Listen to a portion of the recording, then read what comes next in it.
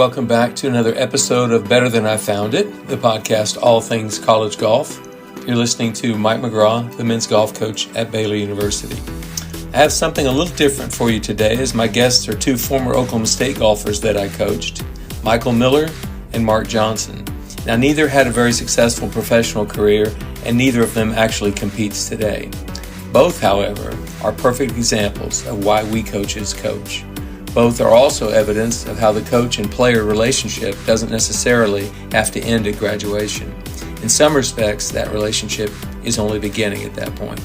Today's guests, Mikkel and Mark, are two terrific guys who enriched my coaching life while I was at Oklahoma State. I hope you enjoy the listening.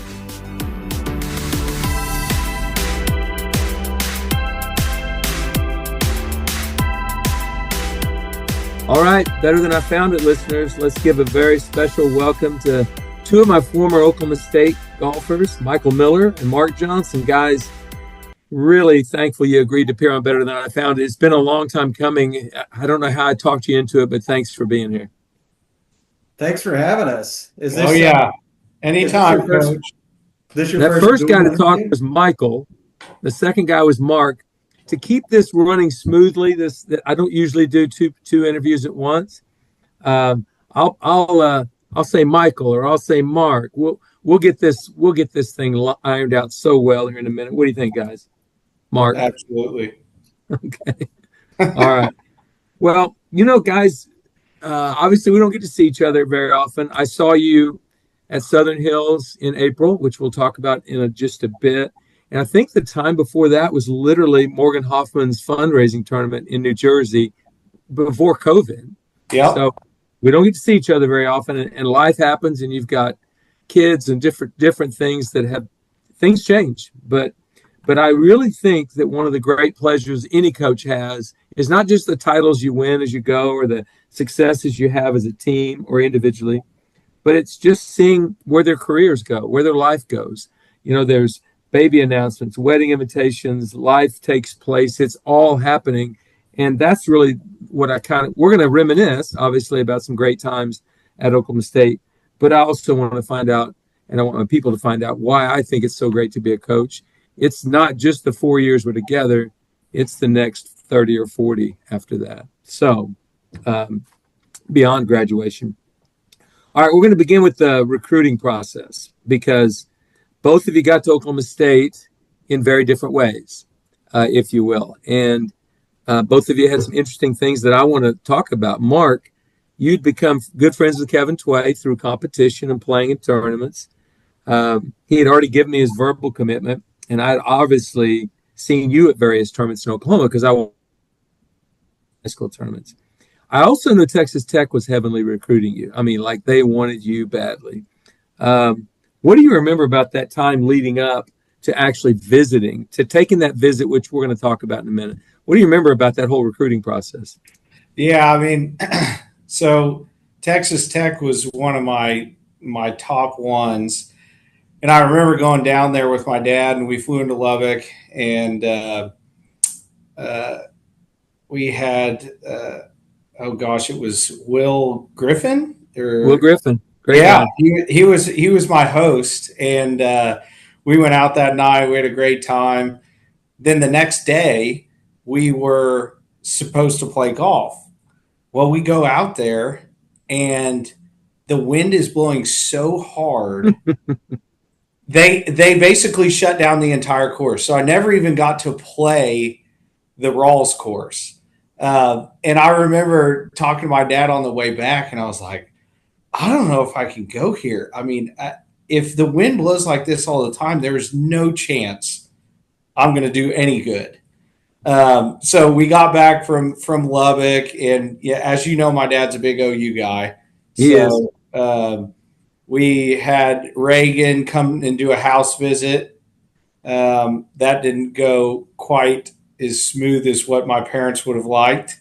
And then obviously you recruited Amanda, my sister, and she had been there for 2 years. I ended up coming on a recruit visit there. Trent, I believe Leon was my host. Yeah, that was brilliant on my part. He's the most. It was, yep. Yeah, that was brilliant. Yeah, you knew what buttons to push with me, I did.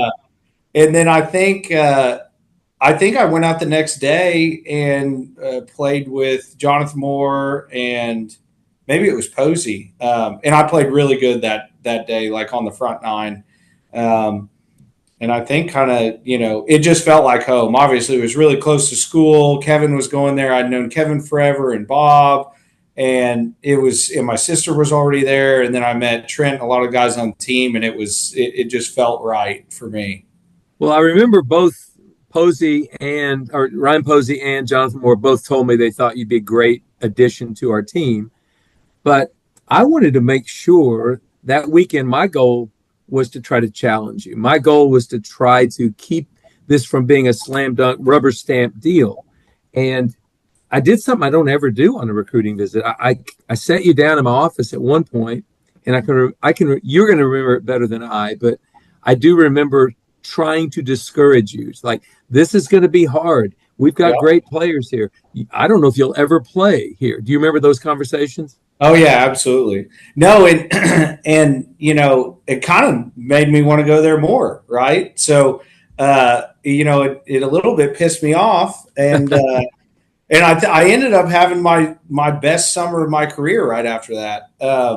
But also, my whole theory was always, if I cannot play, compete, and be on the top 5 at Oklahoma State, how in the world am I going to be on the PGA Tour? Most likely, right? I mean, that was kind of my theory. So for me, it was just the ultimate test. Like, it was immediately the test of, okay, I mean, if you can do this, you can be on the top 5, you can play with the best guys in the world, you might have a shot at going pro. Well, that's actually good reasoning. A lot of people would coach you against that. They'd say, listen, what if you have to sit the bench for 4 years? What if that happens? But I think combination of what Ryan Posey and Jonathan Moore told me, and the fact I couldn't discourage you. So the answers to all your questions, the questions that I had for you, were very positive. I thought, this kid thinks he's pretty good, and he is pretty good, but he thinks it too. And I'm glad you gave me credit for recruiting your sister, or older sister, Amanda. But do you want to know how I recruited her? It was the craziest thing ever. I got the job August 20th. We didn't have a single commitment, no verbal commitments to even come on a visit. And on my desk that day was her resume. And it talked about her being very well organized, everything spelled out correctly, all the good stuff. It was perfect. But she was sort of an athlete, and she took up golf a little bit late and then became a great player, best player in the state probably. So I thought I needed to recruit her, not really thinking, man, that might bring her brother here one day. I'm glad the wind blew in Lubbock. that helped us out there. But I thought you did a great job of not being discouraged by what I was trying to say. And we'll get to some more once you get there, but that's how you got to Oklahoma State. And I don't think you never regretted a day of that, I'm sure. Never. Yeah, I wouldn't say. But now, Michael. Different story. You'd come to all the OSU football and basketball games growing up. Your dad it's arguable. You could argue the fact your dad is the greatest player in the history of Oklahoma State golf at Oklahoma State while he was there. Mike Holder talked about him that way all through the years. His nickname was Log. Tell my listeners why they nicknamed your dad Log. Oh, the Log. He slept like a log. He could fall asleep anywhere. He's the stories that I've heard is, he'll be leading a tournament by 5, 6, 7 shots. You're backed up on some par 5, a few groups. He just goes and lays his head down, takes a little nap until it's his turn. Somebody wakes him up. Although at that point in time, they probably shouldn't have woken him up because it sounds like he was beating him by a few. He was such a player. I think it's Mike Holder's best job of recruiting ever. That or Scott Verplank. Both those boys were destined to go to the University of Texas. They were Texas kids. They were the best player in the country, each of them at their time. And Mike got both of them. It's kind of amazing. But anyway, your dad is a legend, great friend of mine. I've always respected everything about your dad, the way he handles business. But And you were a good player, Mike. Let's make no mistake about it. You qualified and played in a U.S. Junior. You finished third in the Texas State High School Golf Championship and led Alito. I think that was the first and only State High School Boys Golf Championship Alito's ever won. Is that correct? That is correct. Yeah. Beat Cody Gribble. I'd like to think that 2006 U.S. Junior was where you started recruiting me, but I think you and I know that only hurt my chances. Well, we will tell the story of that. So I'm watching I'm going to watch Mikkel play in this U.S. Junior. I've got to. And we're on the range tee, and it's on the right side of this range tee at Rancho Santa Fe Country Club. And there's some trees to the right. And all of a sudden, one in the hosel, boom, straight right, hits a tree. I thought, man, that's odd. Okay, well, maybe that was just one of those unusual shots. You hit 8 or 10 of them and left the range tee. And it was like, okay. And I didn't find out until later, but your contacts, you didn't have contacts. You couldn't see the golf ball. Is that correct? Couldn't see anything. First time I'd ever played in glasses in my whole life. The night before, something went on with my contacts. Had to ditch them. Luckily it was a practice round. So yes. I hit a few hosels into the net, went out, played 9 holes in about an hour, and said, "This is not worth it." Luckily, how mad was Matthew? He was caddying. Oh, he didn't want to be my brother. He didn't want to be there anyway. So now he's got a guy hitting it in the hosel. That's right. Yeah. See the golf ball. Oh, wow. Yeah, we had a few arguments out there. But so that wasn't the greatest memory of a U.S. Junior, but you were definitely a good player, Michael. There's no question about it. And you were being recruited by another school. We won't mention in the school, and you'd committed verbally to go to this school. And so you weren't going to come to Oklahoma State and follow in your dad's footsteps. So that's the summer of 2007. You guys have graduated from high school. Mark, you're going to be there with Ricky Fowler and Kevin Tway as teammates and freshmen. And those were the only 2 freshmen that I knew I was coming in with. So I thought there was 3, right? Yeah, and that would literally leave us with only 7 players on the team. We had a very small team with you 3 guys. And it's August or July 25th, and I get a call from Jim McLean, John McLean's dad. And he said, "Hey, coach, John is wanting to transfer. He's got his release. Would there be a potential?" And I thought to myself, gosh, that golf swing? Yes, of course. And that would only leave us with 8. We still have a small golf team. Sure, absolutely. So 2 days later, I'm recruiting at a junior tournament. And Michael, I get a call from Lindy. So don't say the name of the school. Don't say the name of the coach. Sure. But when you got there and you were on the other side of campus with not living with a golfer, that new coach, there was a coaching change, and the new coach did not really want you to come to that school. Yeah, no, it certainly didn't feel like at that point that, I was necessarily welcome. So, the summer goes on and, a few things happen like that. And I'm just talking to my dad and saying, I don't know if this is right for me. And, OSU for me, it never really was an option. I didn't think, I didn't have, the accolades that, Mark, Ricky, Kevin, all those guys hadn't been playing any, big national tournaments outside of my performance at the U.S. Junior. But he asked me, he's like, would you like to go to OSU? Because I know that you're good enough to play there. I can make a call and chat with Coach McGraw and see if there's room for you. And okay. And so, one afternoon I was in his office. And I think he told this story whenever he was on as well. He called you. I was in his office, just sitting in the corner of his office, just nervous as can be, like what's going to happen here. Didn't say anything. I don't think you knew I was on the call. This is the first time I'm hearing you were on the call, that you were listening. I had no idea. Oh yeah, I was sitting in listening, crossing my fingers, because if this didn't work out, honestly, I probably would have ended up at OSU. I just would have been playing golf. Mm-hmm. And fortunately for me, you you welcomed me with open arms, which was Well, I got to tell you, I knew who you were. I knew you very well, so I knew I was getting a great kid and a decent golfer. You were accomplished. You did some things a lot of kids in Texas didn't do. I think Mark mentioned a minute ago. You beat Cody Gribble at that state high school championship. That's right, Miller. Don't forget it. That's true. He was 14 years old, but Well, it's okay, Michael. He was 2 years younger than you. That's correct. But when Lindy asked the question, Lindy is to me is number one of the classiest, great players I've ever met in my life. Willie Wood is up there. Bob Tway's up there. There's a few that people don't know very well, but when you get to know them, you go, my gosh, for being the best player in the country at any given time, those are great people. Lindy was one of those. And when he called, it didn't take me 2 seconds. I was like, sure, absolutely, Lindy, we'll make that work. Now, it helped that we didn't have 11 or 12 already on the team. We only had 8. So you made 9. And I believe we added John Calden to that as well. So and Bernhard. And Bernie. Bernhard Longer, Newman. Man, we ended up with 11 guys on the team. I thought we were going to have 7. But I'm thankful your dad called.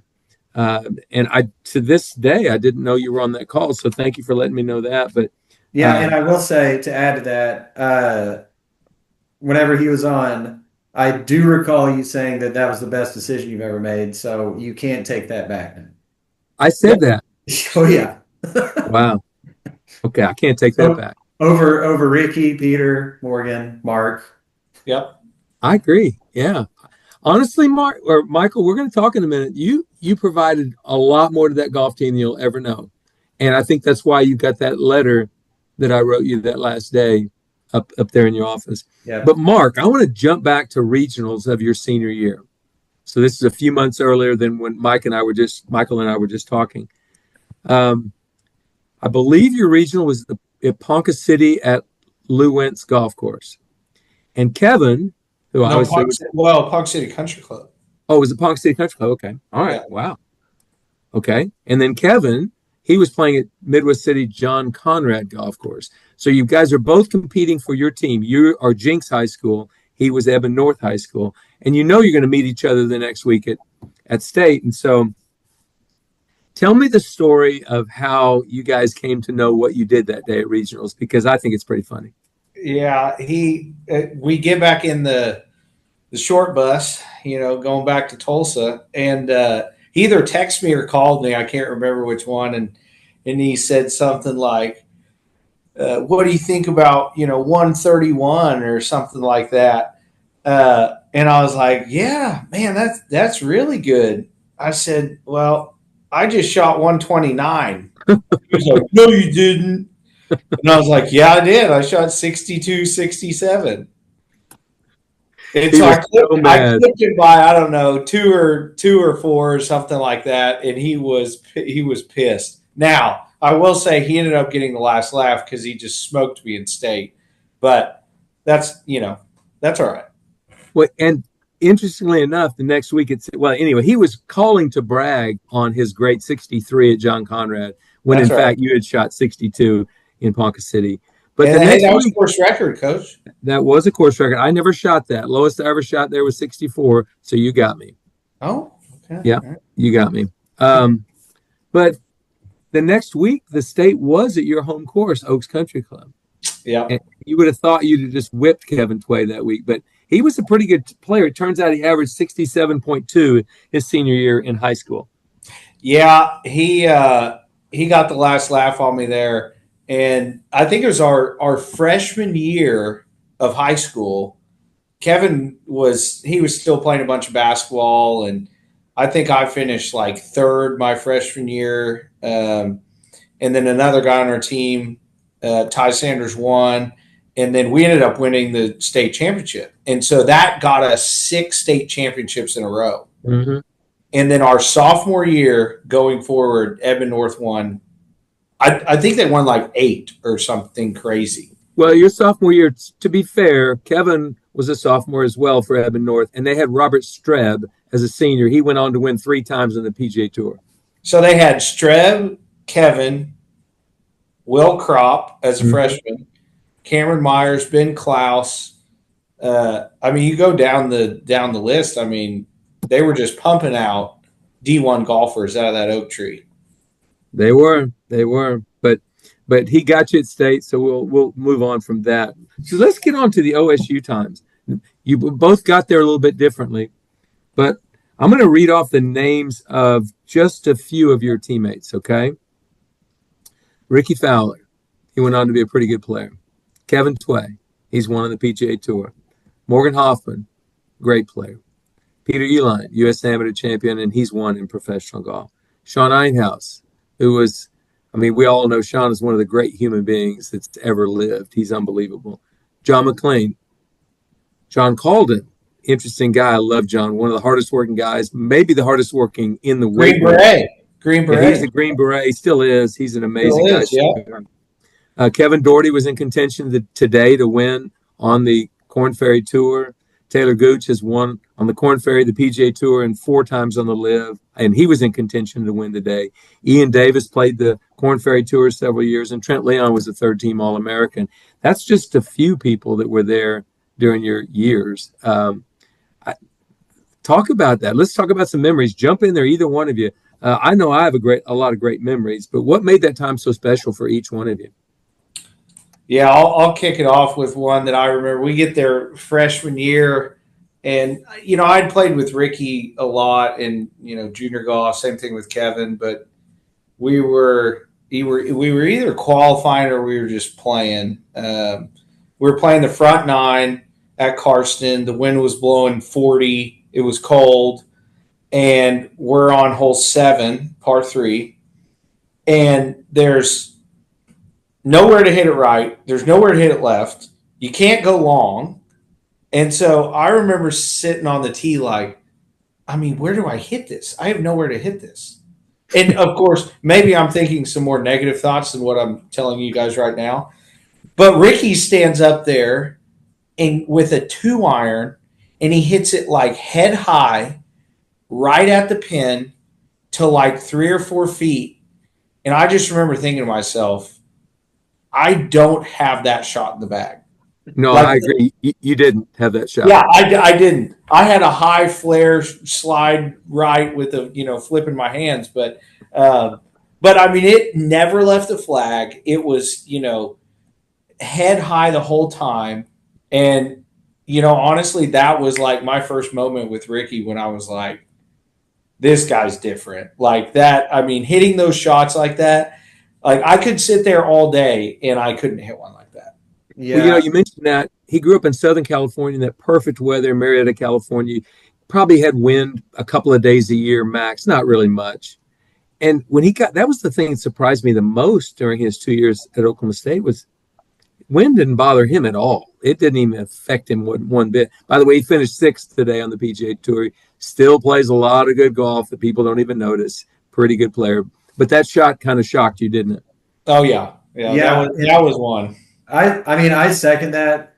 People ask me the same types of questions, like, what it was like playing with those guys. And I go back to that exact same story every single time. Yeah. It's like, it definitely a different level than I had ever seen and been used to. But, Mark's over here talking about some wipey shots that he'll hit, which he can do that now. But his freshman year, I still tell people that his freshman year, that's the best I've ever seen someone hit a golf ball. Mark could find the center of the club face, whether you like it or not. And Mark, you had 3 top 10s that year, including 8th place at the Big 12 championship, which I'm going to talk about that championship in a bit. You undersell what you were able to do.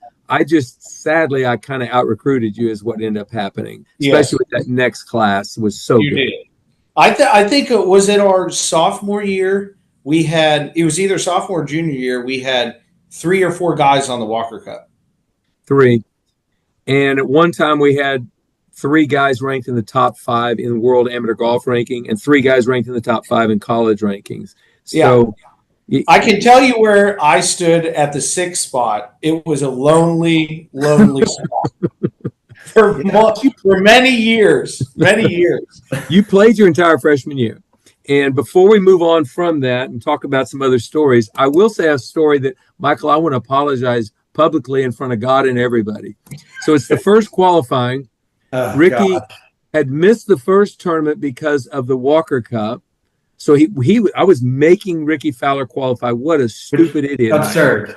But I was making him qualify to earn one of those spots. And we were late in the qualifying. And Michael, you were actually ahead of him at that time. Do you remember our talk on the 17th tee? Well, of course I do. Well, back up. So through 51 holes, Ricky and I were tied, which honestly, that's probably the biggest accomplishment in golf that I'll ever see. So he finishes, I think, maybe birdie, par, something like that. I par 16, then coming up on 17. I was a big Adidas guy just because my dad was TaylorMade staff, so I had the Adidas shoes, clothes, all that. And we, of course, were wearing FootJoy. And, you look down at my shoes and say, well, Michael, if you make this tournament, we're going to have to get you some new shoes. And that was the wrong thing to say.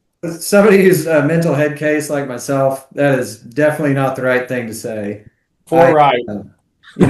I kind of get ahead of myself, hit one 30 yards into the trees right on 17, chip it out. I've got a shot at it with my third, hosel one back into the trees, make triple there, and then bogey. This is the same guy that was tied with Ricky for 51. That's right. I was just tied with him through 51 holes. I don't know if you recall. And along those lines, I do want to apologize. I should have said nothing. I should have said it after the round, but I didn't. And the rest, as they ruined said, his career. Could have been on my career. It's okay. It might have been a turning point. There's no doubt about it. Very early turning point. But it's interesting. We mentioned all these guys that are, some of them still playing professional golf. A lot of them have done amazing things in the game. It's kind of interesting to be on a team. I've coached the year I was at Alabama. They had 5 guys that played the PGA Tour at some point in their career. And, I look at some of these teams right now that have, like Oklahoma State probably right now has 4 guys that are going to play professional golf for sure. So you run into little stretches where if you're at a great program like Oklahoma State, you're going to have a time where a really good player has very little chance to get in the lineup. But Mark, you did make it your whole freshman year, pretty much the whole year you were in the lineup. And as I said, you had some top 10 finishes, and you were able to do well at the conference championship as well. I played a lot my sophomore year too, but then Peter decided to all of a sudden start playing good and then win the U.S. Amateur. So you actually played instead of him for most of the first 3 quarters of that year, and then he took off. He did. And remember, he wanted to. He was not happy. He wanted to transfer. He was upset with me because I didn't give him a spot on the team. And then Gaillardia. We went to Gaillardia. Michael was there. No, I was there. I would have did that story probably will never be repeated or ever be duplicated. A guy that couldn't make his college golf team April 1st. He's playing in an NAIA tournament in Oklahoma City instead of with the team in Atlanta. Let's see, May, June, July, August, September. 5 months later, he went 4-0-0 in the Walker Cup, had made quarterfinals in the US Am, and it just won't ever happen again. You can't get on the Walker Cup team, even as a pick, if you can't make your college golf team as of April of the year before. But it happened. And once he got in the lineup, he was pretty much there forever. He never even left the lineup. But you played a lot of golf for us. And I mentioned all these players. A lot of these, some people won't know, but you obviously do. How do you guys keep in touch with these guys? And if so, how often? Yeah, it's never as much as we want. But, honestly, the other day, I was on the phone with, who are we? Camille, Miller, Cullen, Peter. We talked for a bit, and then, Trent, Leon's in oil and gas business. So we talk probably, once a month or something like that. Ricky and Kevin, we used to get down there to Jupiter once a year to kind of go see him, but that's kind of faded away with all these kiddos. Mm-hmm. And then everyone getting married. I know Kevin moved to Dallas. So we try and keep in touch. We'll usually do a text thread or something once a year, twice a year, but it's obviously not as much as we all would want. Everyone's got kids and going those different directions, and it's pretty difficult to see each other now. Michael, what about you? I kind of ride Mark's coattails. He's better than me about keeping in touch with everybody. So I will say, we saw Calden came in and had what he had lunch at the Oaks. Had lunch at the Oaks with us. Stayed with me.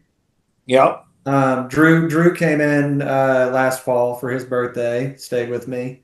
I've reconnected with Drew Page. Love the guy. He's done a great job for Scotty Cameron. Really good job. Oh yeah.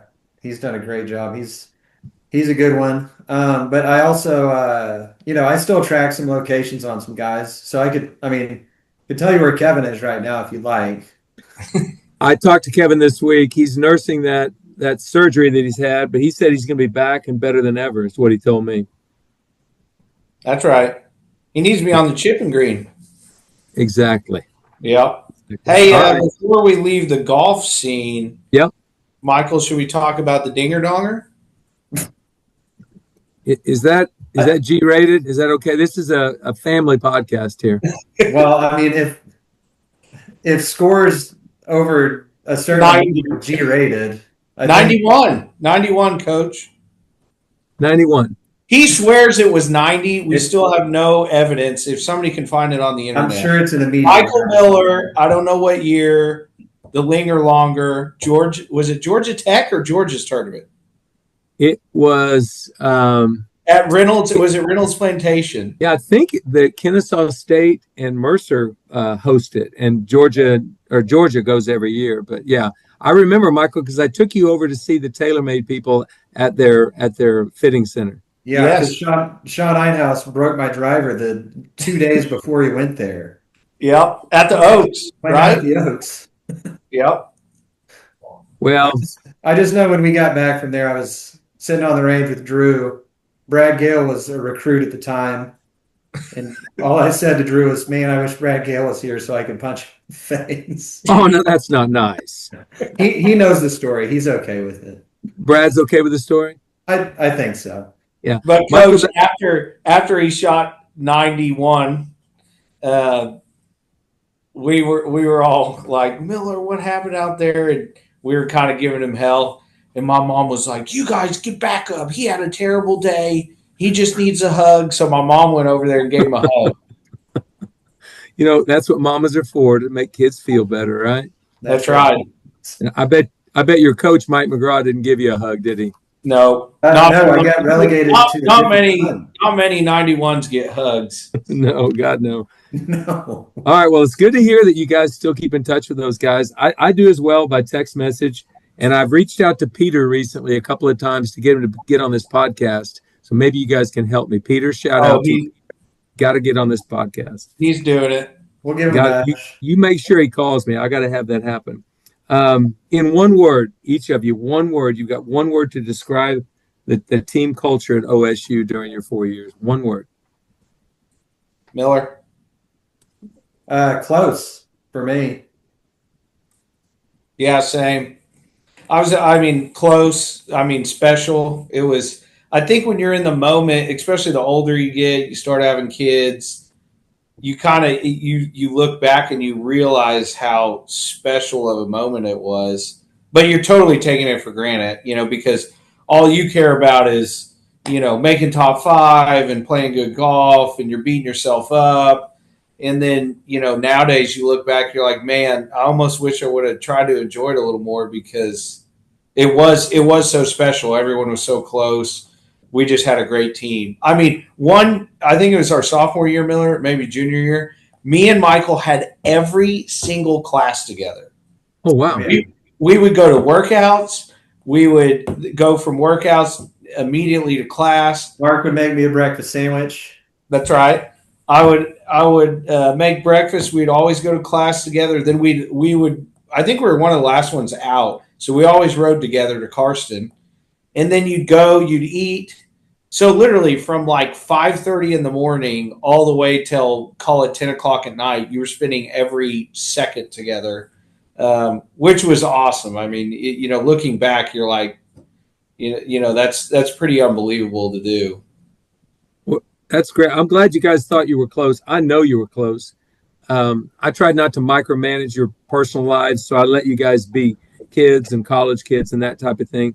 But I do remember thinking this is a close team. And when we hosted the national championship at Karsten your senior year, neither one of you were in the lineup playing, but I remember a photo, and I don't have a copy of it, that you guys took outside the lodge, one of the Boone Pickens Lodge. And it was just such a great photo because all of you guys were there. Yeah. Very nice. Favorite Coach McGraw quirk? Like something I did that you think was funny, and you probably, as players, you probably made fun of me, and that's okay. I'm good with that. But what's your favorite one, Michael?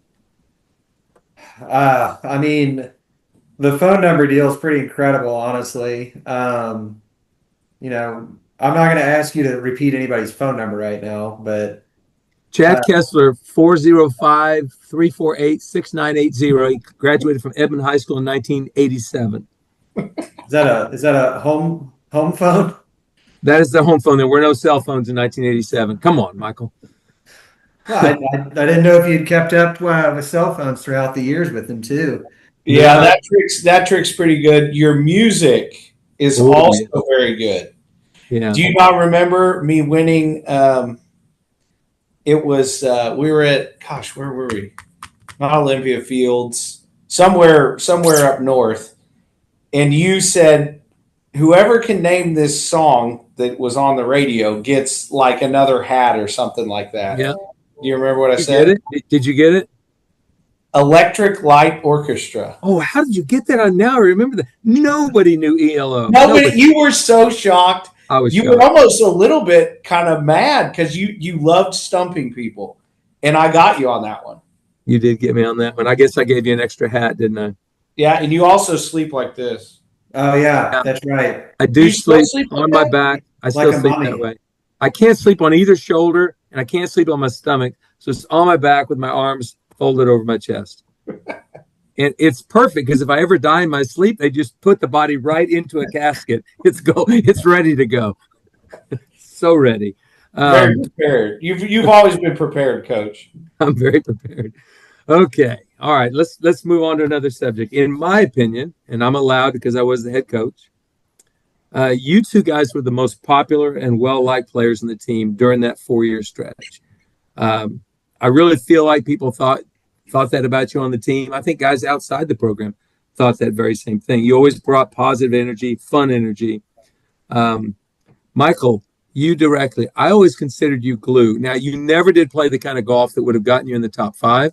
That's okay, because there were a lot of incredibly large egos flying around Karsten Creek and around the dorms and around the weight room and all that. And I love that because we need great players have to have an ego. They've got to. But you kind of kept track of all that. Somehow or another, you were a glue that kept all those guys together. Did you see that in yourself? And if so, did you embrace that role? I don't know that I necessarily saw it in myself. It must just be some kind of trait that I have. It was probably to a detriment to my golf game. I would agree with that. Definitely. Do I? It was a big detriment. Yeah, I think it definitely a detriment to my golf game. I kind of float along with the crowds. Hey, if somebody wants somebody to go hit, hey Miller, will you come hit with me? Sure, I'll go hit with you. I don't have any plans today to get better, to really focus on my game and stuff. So here I'll go with you. Let's go play a little game over here. And I would say probably 90% of the time it was Kevin saying, Miller, let's go putt. Miller, let's go chip. And it was whatever Kevin needed to practice. That's what Miller did. That might not have been what he needed to practice to get better, But Kevin was doing it, so he was right there with it. Yeah, but honestly, I wouldn't have it any other way. I mean, I obviously would have loved to play better golf, but the relationships that we had for those 4 years, Incredible. special. Yeah, for sure. Well, Mark, I felt the same about you. You had maybe you played a little bit better than Mike, but you had that ability to get guys together. But I also remember something about you that's never happened in my career. You missed exactly 0 workouts in your 4 years. Now, obviously, if we were on the road playing in a tournament, you weren't at a team workout at Gallagher-Iba Arena, but you didn't miss a single workout we had scheduled your entire. Nobody's ever done that. Congratulations. Thank you, Coach.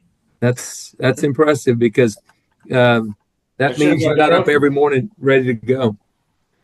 All right, Mark, your dad did something that'll never happen in the history of collegiate golf ever again. First of all, it's fairly rare to have a son and a daughter competing on Power 4 conference teams at the same time. That's rare. It happens, but it's rare, correct? Yeah, I would agree. Okay. Now, it's also rare for a Power 4 conference men's and women's program to be finishing their conference championship on the same day. That's rare because usually they're juxtaposed by 1 week. But this particular year in 2008, same day. So this is a problem. Your dad was in a quandary. How do I see both kids play? Amanda's at Karsten Creek in Stillwater. Mark is at Whispering Pines in Trinity, Texas. You can't do it. Now, fortunately for your dad, he had his own plane. Mm-hmm. So he is spending the morning watching Mark. And when you putted out, he waved at you when you putted out, and you finished 8th, and our team won the title. And he went where from that point? He hopped in the jet with the big unk, I think, and they went to Stillwater. Landed in Stillwater, watched Amanda and then win. And then I believe we all flew up, and then the girls met us at the airport. They did. And I don't think a father is ever going to get to see both siblings or both of his offspring put out on winning Power 4 conference championship teams on the same day in different states. It'll never happen again. I would agree with that. I think, but hey, you don't know that, Coach. I'm just saying it's a record your dad set. We can just let everybody try for that one. First of all, you got to have offspring that are playing at Power 4 conference schools. One must be a male, one must be a female, and they must finish the conference championship on the same day, and he must see both of them, and they were in different states. Mark, astronomical. It ain't happening again. Mark has a shot at it. He's got a shot with his 2. Is that right? Yeah, possibly. Well, yeah, they're within 3 years. This might happen. You got to get them to Power 4 conference championship teams. Yeah, that one might be tough. You know what? It can happen. It can happen. Okay. Michael, it can happen with you too. It happens here too. Like a professional player already. Oh yeah. All right. So we've been talking about you guys keeping in touch with the teammates you had, which is great. I think that's what college golf's all about. You mentioned that you take it for granted when you're going through it, but you don't take it for granted now. No. But the two of you have remained remarkably close, and you work together. To this day, you're still working together. Talk about that dynamic. What's that? Yeah, we sit right next to each other. Well, yeah. That's incredible. I mean, I'm sure that you guys reminisce and talk about the good old days at Oklahoma State, but you're building lives together too, because you both have a wife and children. And let's talk. Tell me about your kids. Michael, you first. Wife and your kids. Tell me all about it. Wife, Brianna. So we've been married 11 years, almost 11 years here next month. Getting into golf, we competed in the Couples Club Championship today. How'd you do? T3 net. So nice. You see how I threw the net in there? He did. we balance each other out pretty well on the golf course and at home. Then I've got Layton, who she is going into 2nd grade, 7-year-old, and then Maddox, he is 4 going into pre-K. Got them both playing a little bit of golf, We need Lindy up here more. Yeah. Or coaching. Yeah, Lindy needs to come up more often, and we need to get him a house up here so he can coach on the weekends. Yep. Get both of them going. Because I'll tell you, they don't like to listen to me, and I tell my dad pretty often that I don't know how he had the patience to deal with me, because I know that I was a pretty tough student, and these two are giving me a run for my money on the golf course. What about you, Mark? Yeah, I have two kids, Palmer 5.5 and Maverick 1.5. My wife Ren, and it's been a wild ride. We've been married almost 7 years now, so not as long as Michael. But although, Michael, I take a little credit for linking you and Brianna up together. So it's true. Mark played key. So Michael's wife Brianna went to high school with me. Okay. And she would never let me cheat on any of the tests. She would always cover her paper. So that's that. I still give her hell for that today. Mark, we're golfers. We wouldn't cheat anyway. Well, I told Brianna, I said, we're going to this geography class, and she had already studied. There's no reason for two people to study. That's just wasting, efforts. And so, and then what did she do? She turned over her arm and covered her whole piece of paper so I couldn't cheat. Somebody trying to put you on the straight and narrow. That's wonderful. That's right. But look at this. Now Michael and Brianna are happily married, happily ever after. That's right. And we got him to Tulsa. He is now, have you flipped over are you now in Oklahoma, not a Texan? We're getting close. 19 years would be Texas. So it's happening, Coach. He's about to flip. We're getting close. He's going to be an Okie. That's right. Wow. I spent 53 years in Oklahoma. I'm still an Okie. I have loved my 11 years in Texas, but I'm always going to be an Okie. That's where I grew up. That's where it all began. So great to hear the update on the family. But honestly, I knew all that. I just did that for my listeners, because in April, I came up to the Big 12 Championship at Southern Hills a day early to have dinner with you and your families and your moms and dads and everybody. It was absolutely a blast. And Amanda joined us and her husband for that dinner at Southern Hills. I got to tell you, that was one of the highlights of my year this year, to get to do that. And we reminisced, didn't we? A lot. Yes, we had a great time. There was a lot of stories flowing that night. Well, there were, but it's funny. I don't think we're unique in that. I think most college teams, when the players get close, as you guys did, it's for life. I think, I know I don't talk to you guys every week, text every year or so or whenever, but it's like that's forever for me. A coach that's really cares about his players, it's not just the 4 years you play, and that would be transactional. I get the good scoring average out of you. We win a title together and then move on. But that's not it at all. You guys, I'm more proud of you now as husbands and fathers than I ever was as a golfer. So I want you to know that. Thanks, Coach. Yeah, thanks. And that definitely rings true with me, because I don't know that you're ever proud of me as a golfer. Well, it wasn't your best golf, but I'm glad you came to Oklahoma State, Michael. And Mark, me too. If you guys can help me get Kevin Tway and Peter Uline on this podcast, just help me out, would you? Oh, it's happening. We're getting them on.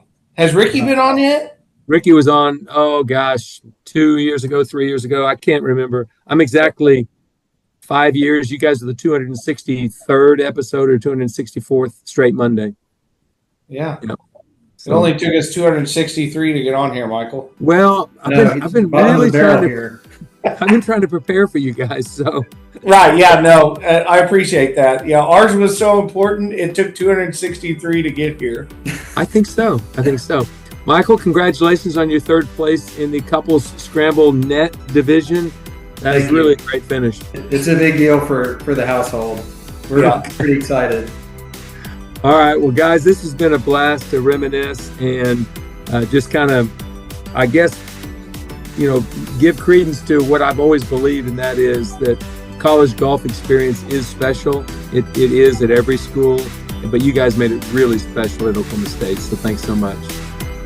Yeah, thank you. All right, you bet, guys. Have a great rest of the summer. We'll see you. Thanks for having us on. You bet.